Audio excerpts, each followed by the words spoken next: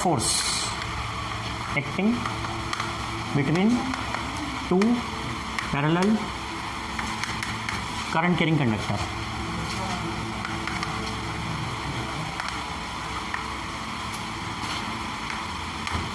Force acting between two parallel current carrying conductor, दो parallel current carrying conductor हो तो उनके बीच में कितना फोर्स अप्लाई होगा ये हमको कैलकुलेट करना है। ठीक है, तो अब ये कैसे कैलकुलेट करेंगे हम कि दो पैरेलल करंट कैरिंग कंडक्टर के बीच में कितना फोर्स अप्लाई होगा। ओब्वियसली तो थोड़ा सा प्रीवियस नॉलेज हमको होना चाहिए, मतलब इसके पहले के जो कॉन्सेप्ट हमने पढ़े हुए हैं तो वो कॉन्सेप्ट हमें पता होना चाहिए। ठीक है, प्रीवियस कॉन्सेप्ट हमने क्या पढ़े हैं, हम क्या समझने जा रहे हैं कि दो करंट कैरिंग कंडक्टर है ना, तो लाइक दिस ये दो पैरेलल करंट कैरिंग कंडक्टर हो गए। तो पहले कॉन्सेप्ट समझ लें कि हम फाइंड कैसे करेंगे। ओके, अब इसमें भी करंट फ्लो हो रहा है और इसमें भी करंट फ्लो हो रहा है। थोड़ी देर के लिए ये कंसीडर कर लेते हैं कि दोनों में सेम डायरेक्शन में करंट फ्लो हो रहा है सपोज, है ना। जैसे इसमें भी अपवर्ड डायरेक्शन में करंट फ्लो हो रहा है, इसमें भी अपवर्ड डायरेक्शन में करंट फ्लो हो रहा है।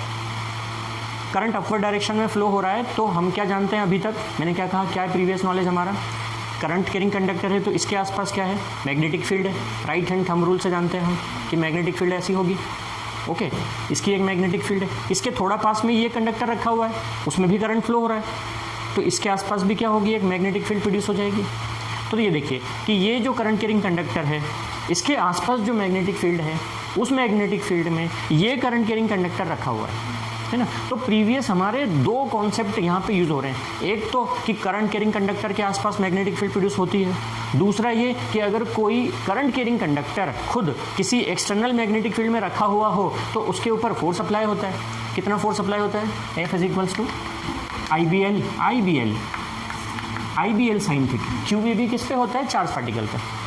QEB किसके लिए है, चार्ज पार्टिकल के लिए है। करंट कैरिंग कंडक्टर के लिए क्या है फॉर्मूला, IBL साइन थीटा। तो क्या कॉन्सेप्ट हुआ कि इसमें करंट फ्लो हो रहा है, इसकी मैग्नेटिक फील्ड में ये कंडक्टर रखा हुआ है, तो हम फाइंड करेंगे इसके ऊपर कितना फोर्स लगेगा due to the magnetic field of this conductor. Again इसमें भी करंट फ्लो हो रहा है तो इसके आसपास भी एक मैग्नेटिक फील्ड प्रोड्यूस हो रही है ना, और इसकी मैग्नेटिक फील्ड में ये कंडक्टर रखा हुआ है बिकॉज दोनों पास पास ही रखे हुए हैं। तो due to the magnetic field of this conductor what will be the force acting on this conductor.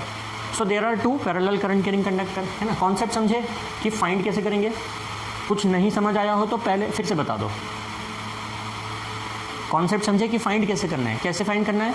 ये करंट कैरिंग कंडक्टर, इसमें करंट फ्लो हो रहा है, क्या फाइंड करेंगे, पहले इसके अराउंड मैग्नेटिक फील्ड क्या होगी।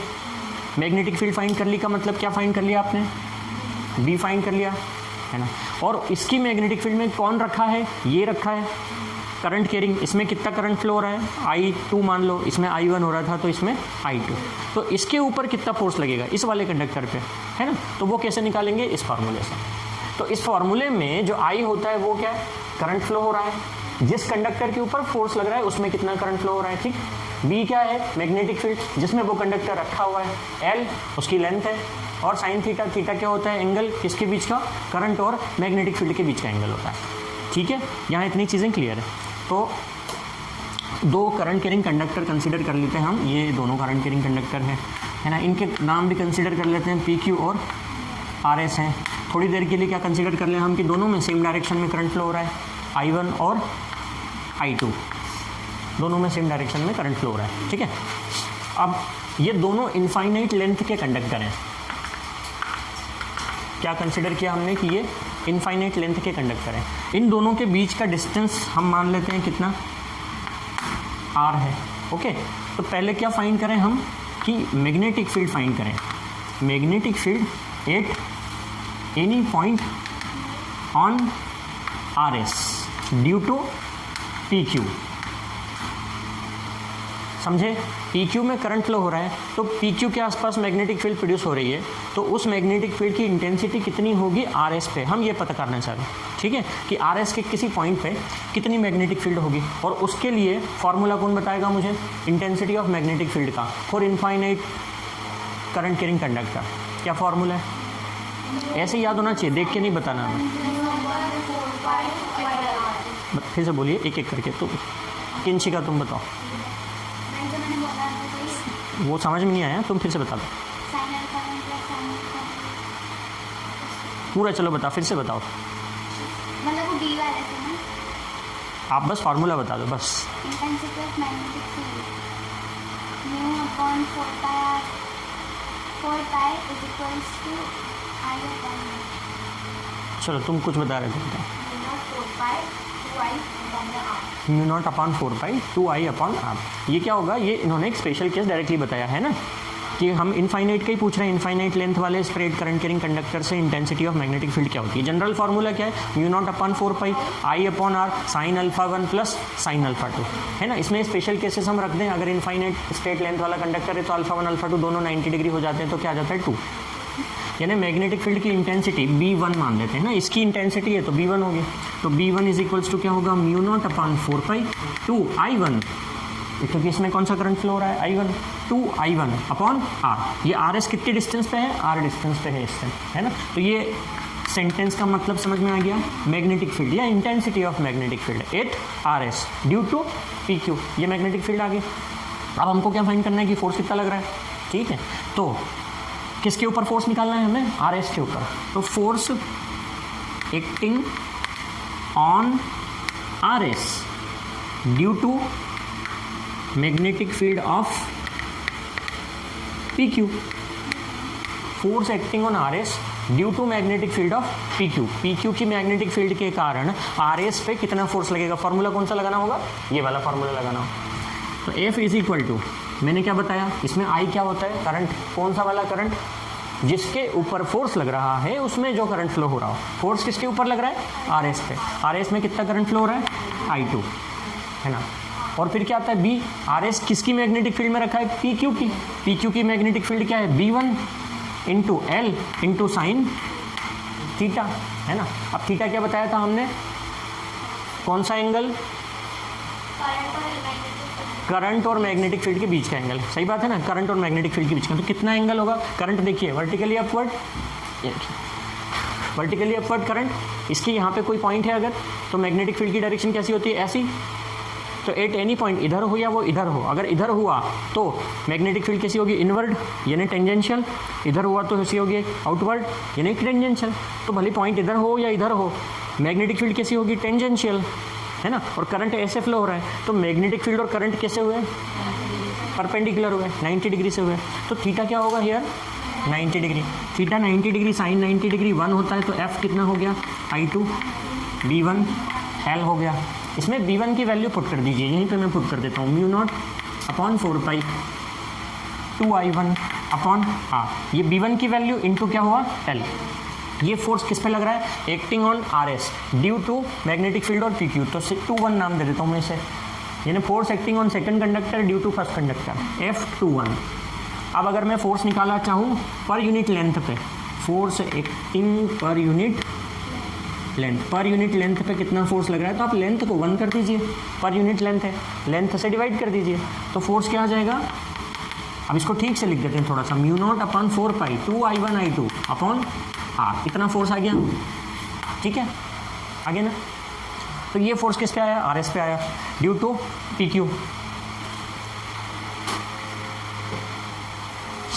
ठीक है। यहाँ तक में कोई प्रॉब्लम तो नहीं किसी को, क्लियर है ना, ईच एंड एवरीवन क्लियर है ना। इसीलिए पहले हमने कॉन्सेप्ट समझ लिया था। अब जैसा हमने यहाँ किया है वैसा कि वैसे हमें रिपीट करना है, बस केवल अभी हमने फोर्स निकाला RS पे कितना लग रहा है, अब हम फोर्स निकालेंगे कि PQ पे कितना फोर्स लगेगा। तो सेम लैंग्वेज सेम सेंटेंसेस लिखेंगे, बस RS और PQ को क्या कर दीजिए, आप ऑल्टर कर दीजिए। Magnetic field at any point on PQ होगा ड्यू टू RS, यानी कि B2 मैग्नेटिक फील्ड हो गई, म्यू नॉट अपॉन 4π, करंट कितना हो जाएगा, I2, सही है, I2 करंट हो जाएगा। अब और फिर फोर्स निकाल लीजिए, force acting on PQ due to magnetic field of RS, तो वो फोर्स को हम नाम दे देते हैं 1-2, फर्स्ट कंडक्टर पे जो फोर्स लग रहा है due to second conductor, F12। यहाँ से देखते जाएंगे, है ना। फॉर्मूला फिर से क्या हुआ, IBL साइन थीटा, किसके ऊपर फोर्स लग रहा है, अब PQ के ऊपर, PQ में कितना करंट फ्लो हो रहा है, I1, कौन सी मैग्नेटिक फील्ड में रखा है PQ, RS की, उसको नाम क्या दिया है, B2 into L into sine theta, here again theta is 90 degree, so F12 is I1, putting the value of B2 which is mu naught upon 4π2I2 upon R into L, sine 91 हो गया। फिर से निकाल लीजिए force acting per unit length, तो length से divide कर दीजिए, फोर्स पर यूनिट लेंथ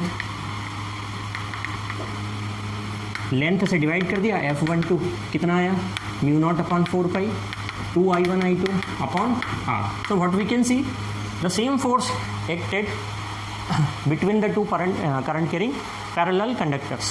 कि PQ जितना RS पे फोर्स लगाएगा उतना ही फोर्स RS किस पे अप्लाई करेगा, PQ पे अप्लाई करेगा.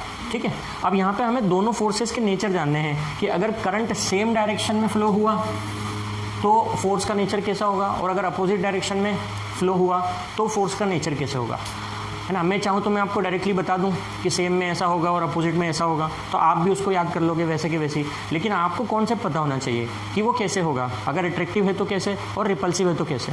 अगर वो कॉन्सेप्ट पता चल जाएगा तो क्या होगा, आप भूलोगे नहीं ना उसको. आपको कॉन्सेप्चुअली याद है, वो कॉन्सेप्चुअली याद रहेगा तो फिर नहीं भूलने वाले. अगर डायरेक्टली याद कर लोगे तो फिर भूल जाओगे. अगर दोनों सेम डायरेक्शन में करंट फ्लो हो रहा है, मैंने कहा कि सेम डायरेक्शन में हो रहा है तो अट्रैक्टिव फोर्स लगेगा, अपोजिट में हो रहा है तो रिपल्सिव लगेगा. आप मानिए मत, आप क्या कीजिए, कॉन्सेप्ट से देखिए कि फोर्स की डायरेक्शन कैसी होगी. ठीक है, फोर्स की डायरेक्शन फाइंड करने के लिए हम कौन सा वाला रूल अप्लाई करते हैं. फोर्स की डायरेक्शन फाइंड करने के लिए कौन सा रूल अप्लाई करेंगे. यहाँ हमें फोर्स की डायरेक्शन फाइंड करनी है तो रूल कौन सा अप्लाई होगा.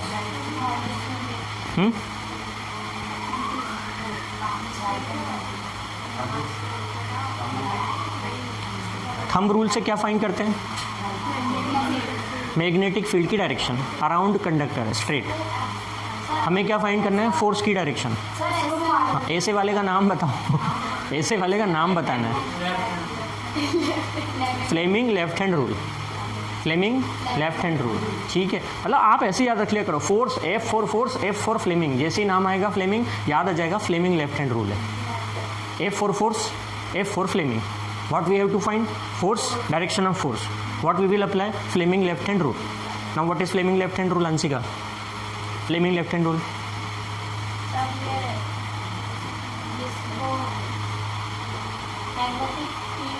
याद करवाया था ना.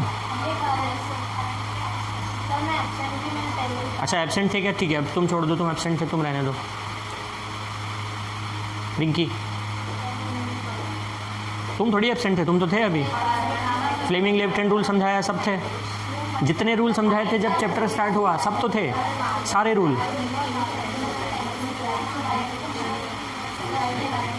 रिवाइज नहीं करते हो.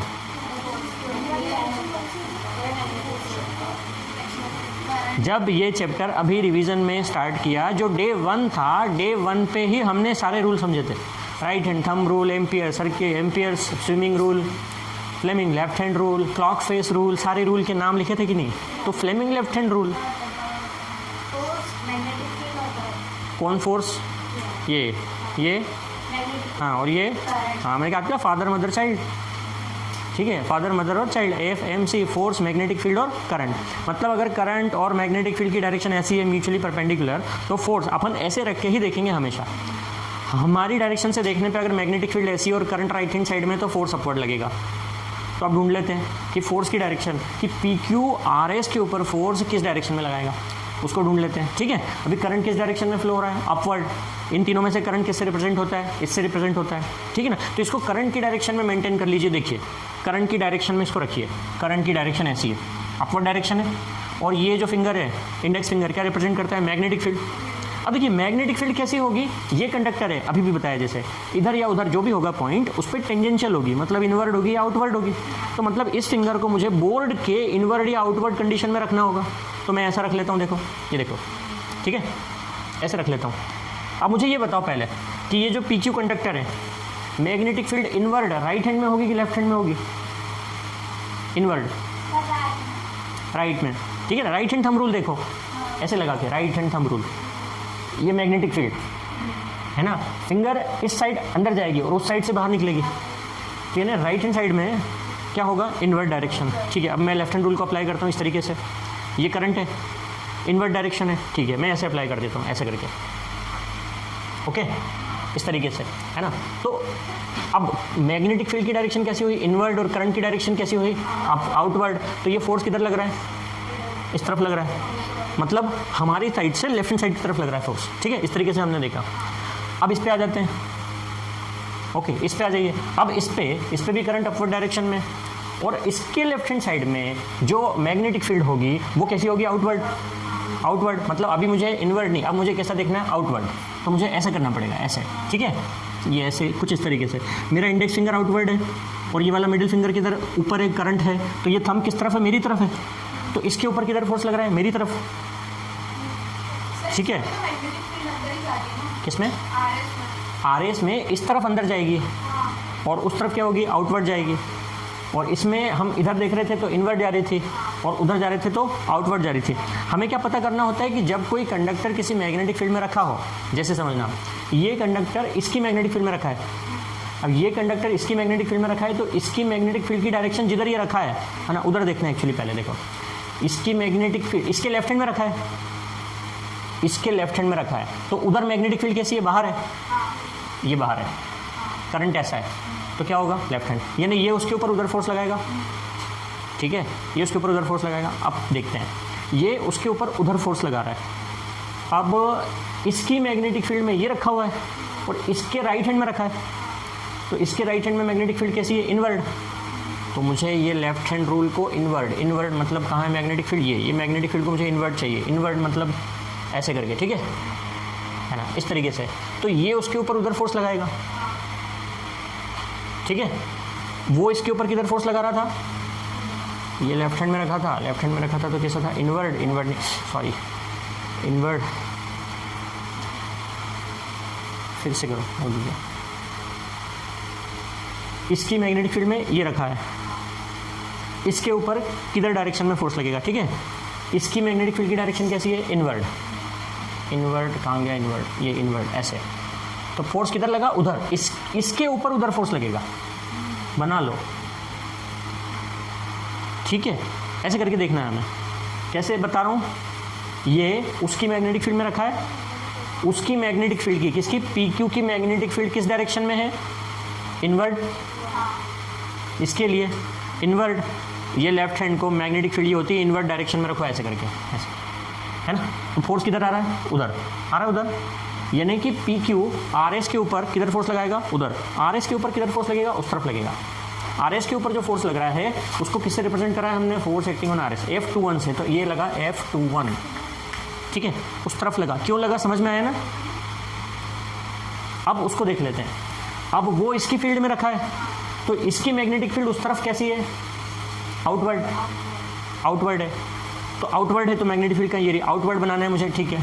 अब देखो फोर्स किधर लगेगा, इधर, यानी कि इसके ऊपर किधर फोर्स लगेगा, इधर, F12, समझ में आया, डायरेक्शन, हाँ डायरेक्शन समझ में आई। तो इसके ऊपर उस तरफ फोर्स लग रहा है, इसके ऊपर इस तरफ फोर्स लग रहा है, दोनों फोर्सेस की डायरेक्शन कैसी है, अब ये अट्रैक्टिव है कि रिपल्सिव, भाई ये उसको इधर खींच रहा है, वो इसको इधर खींच रहा है, फोर्स कैसा हुआ, अट्रैक्टिव, तो फोर्स का नेचर कैसा हुआ, अट्रैक्टिव।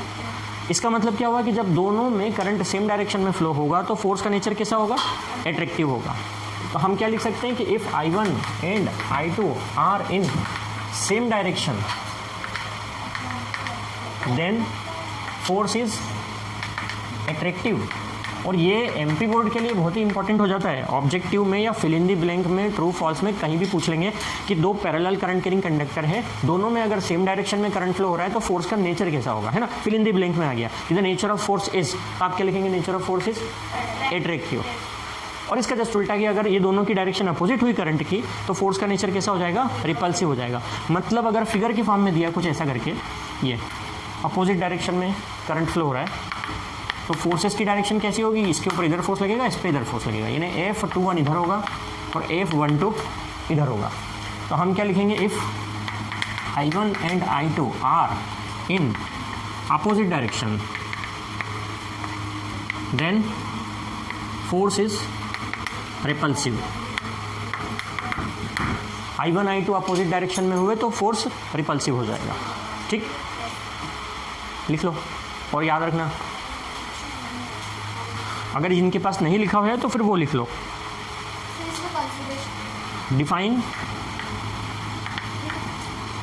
एम्पियर, एम्पियर को डिफाइन कीजिए। एम्पियर क्या है, ऐसा यूनिट किसकी, करंट की, यानी साथ में ऐसा लिखा हुआ आता है कि डिफाइन ऐसा unit of current with the help of this formula या with the help of this concept कि एम्पियर को डिफाइन कीजिए, है ना। अब हमें यहाँ से किसको डिफाइन करना है, एम्पियर को डिफाइन करना है, तो फार्मूला ले लीजिए, करंट की ऐसा यूनिट को डिफाइन करना है। अब डिफाइनेशन कैसे करते हैं हम, आदत हो गई होगी ना, अब तो 2-3 बार जैसे डिफाइन किया। कूलाम्स लॉ में हमने यूनिट चार्ज को डिफाइन किया है, कूलाम्स लॉ में यूनिट चार्ज को डिफाइन करते हैं फॉर्मूला निकालने के बाद में। वैसे यहाँ पे यूनिट करंट को डिफाइन करना है एक तरीके से, है ना। तो क्या कर दीजिए, सबकी वैल्यू 1 कर दीजिए, जिससे आपको करंट की वैल्यू मिल जाए, यानी एम्पियर की वैल्यू मिल जाए। कैसे, उस फॉर्मूले में देखिए 1 कैसे करेंगे, ये जो μ0/4π होती है इसकी वैल्यू कितनी होती है, -7, 10⁻⁻7। तो ये जो फोर्स है, अगर आप ये मान लो कि फोर्स कितना लग रहा है दोनों कंडक्टर के बीच में, 10⁻⁻7 न्यूटन, और दोनों कंडक्टर एक दूसरे से 1 मीटर की डिस्टेंस पे रखे हुए हैं, देन क्या होगा, 1 की जगह 2 लो। क्यों ले रहे हैं अभी समझ में आ जाएगा। देखो इस फॉर्मूले में हम वैल्यू रखें तो f की वैल्यू कितनी, 10⁻⁻7, μ0/4π की वैल्यू क्या है, 10⁻⁻7, 2। और एक चीज़ और कंसिडर करो, ये तो फोर्स है, दोनों करंट कैसे हैं, आइडेंटिकल है, दोनों में आइडेंटिकल करंट फ्लो हो रहा है, यानी सेम करंट फ्लो हो रहा है। ठीक है, सेम हो रहा है तो आप उसको I मान लोगे। तो I × I upon R, distance कितनी कंसिडर करी आपने, 2। आपने ये सब इसलिए माना है ताकि सब कैंसिल हो जाए। तो I × I क्या होगा, I² इज इक्वल टू क्या आएगा, 1, यानी I इज इक्वल्स टू क्या हुआ, 1, और ये किस में आएगा, एम्पियर में। तो अब आप कैसे डिफाइन करोगे एम्पियर की, if 2 parallel current carrying conductor having same current and the force acting between them is 10⁻⁻7 Newton and they are placed at a distance 2 meter apart, then the current is known as 1 ampere। ठीक है, मतलब हमने यहाँ की जो situation थी उसी की सबको किस में कन्वर्ट किया है, वर्ड्स में कन्वर्ट किया है। मैंने क्या बताया था, आई क्या लाना है, यूनिट 1, क्योंकि एम्पियर डिफाइन करना है ना। तो ये जो फॉर्मूला था आपका, हमें पता है इसकी वैल्यू क्या होती है, 10⁻⁻7, तो फोर्स को मान लो 10⁻⁻7, डिस्टेंस दोनों के बीच का 2 कंसीडर करो ताकि इस 2 से 2 क्या हो जाए, कैंसिल आउट हो जाए। तो फिर कैसे लैंग्वेज में बोला हमने, यहाँ पे लिख देते हैं हम कि इफ़ 2 पैरेलल स्ट्रेट इनफाइनाइट, सब कुछ लिखना पड़ेगा, कुछ भी मिसिंग नहीं होना चाहिए, इन तो नंबर कट जाएंगे है, तो इनफाइनाइट लेंथ का है। तो 2 parallel straight infinite conductors having equal current in same direction which are 2 meter apart experience force of attraction of 10⁻⁻7 Newton, then current flowing through the conductor is known as 1 ampere. ठीक है, ये जो situation थी इसको हमने लिख के बता दिया है ना। तो हर बार जब भी मैं बोलूँगा तो लैंग्वेज हो सकता है चेंज हो जाए वो, ओके, लेकिन बोलना सब कुछ यही है जो यहाँ लिखा हुआ है। ठीक है, कोई डाउट तो नहीं। एक्सपीरियंस फोर्स ऑफ अट्रैक्शन, हमने करंट सेम डायरेक्शन में माना था ना, इस यहाँ पे लिख दिया हमने current flowing in same direction, तो सेम डायरेक्शन में फ्लो होगा तो अट्रैक्टिव फोर्स लगेगा, तो इसलिए लिख दिया फोर्स ऑफ अट्रैक्शन ऑफ कितना newton, 10⁻⁻7 newton, then current flowing through the conductor is known as 1 ampere. Experience force of attraction of 10⁻⁻7 newton. ठीक है, तो इस टॉपिक से रिलेटेड चीज़ें हो गई सारी, कि फोर्स को आपने डिराइव कर दिया, फोर्स की डायरेक्शन के अकॉर्डिंग फोर्स का नेचर पता चल गया, यूनिट करंट को हमने डिफाइन कर दिया। ठीक है।